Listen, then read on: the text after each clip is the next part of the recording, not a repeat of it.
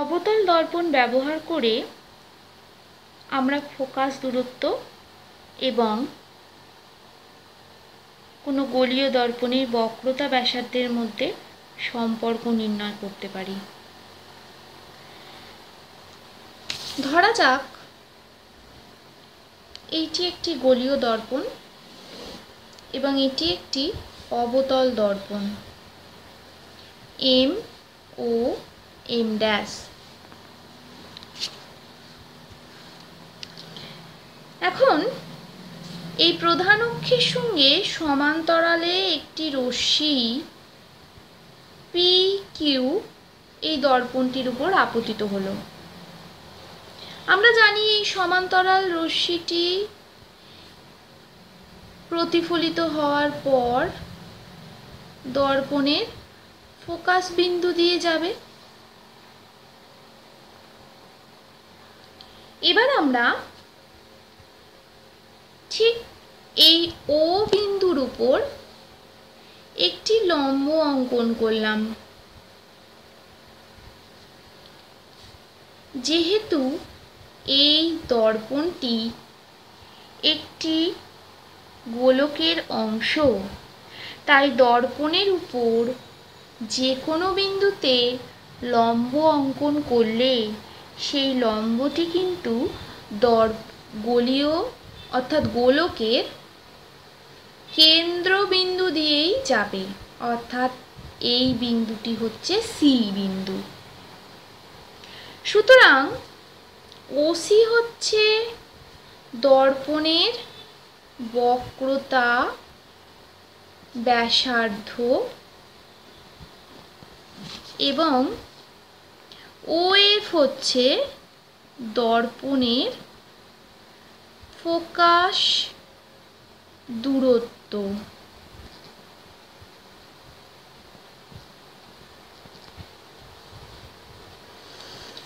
এখন এই অঙ্কন থেকে আমরা দেখতে পাই পি কিউ এবং সি এই কোণটি, আমি এখানে লিখি পি কিউ এবং সি, এটি হচ্ছে আপতন কোণ।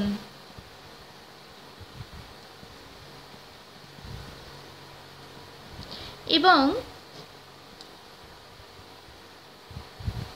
কোণ সি কিউ এফ অর্থাৎ এই কোণটি কোণ C Q F,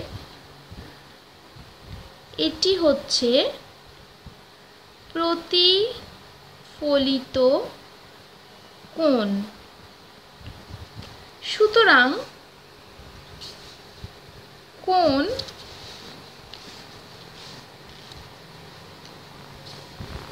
P Q C সমান কোণ সি কিউ এফ।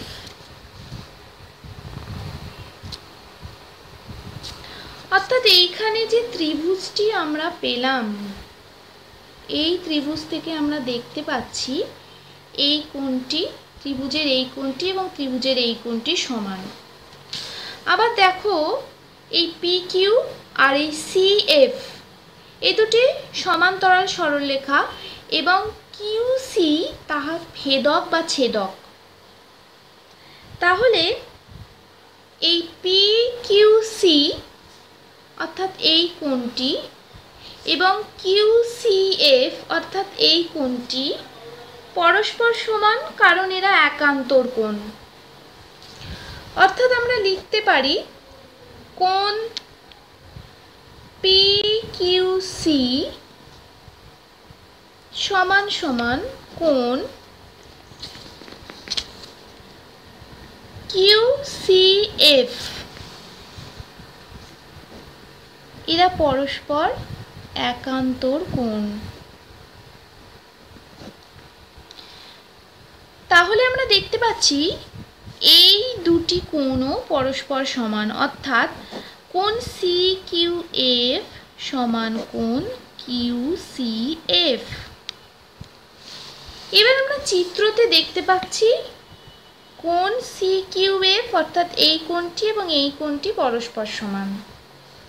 যদি এই কোণটি এবং এই কোণটি পরস্পর সমান হয় তবে অবশ্যই এই ত্রিভুজের এই বাহুটি এবং এই বাহুটি পরস্পর সমান হবে।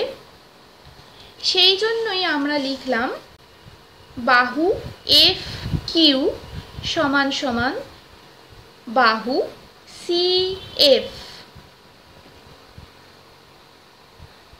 আবার এই চিত্রতে আমরা দেখতে পাই এই কিউ বিন্দু এবং ও বিন্দুর দূরত্ব খুবই কম, অর্থাৎ আমরা ধরে নিতে পারি এফ কিউ সমান সমান এফ ও, কারণ এই দূরত্বটি খুবই কম। তাহলে আমরা লিখতে পারি এফ কিউ সমান সমান ও এফ। সুতরাং তোমরা দেখতেই পাচ্ছ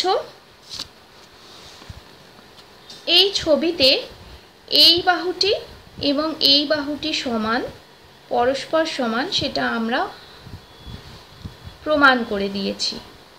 তাহলে এই সিএফ সমান সমান এফ ও বা এফ সি। তাহলে আমরা লিখতে পারি ও সি সমান সমান সিএফ প্লাস এফ ও সমান সমান 2 এফ ও। এখন এই ওসি মানে হচ্ছে দর্পণের বক্রতা ব্যাসার্ধ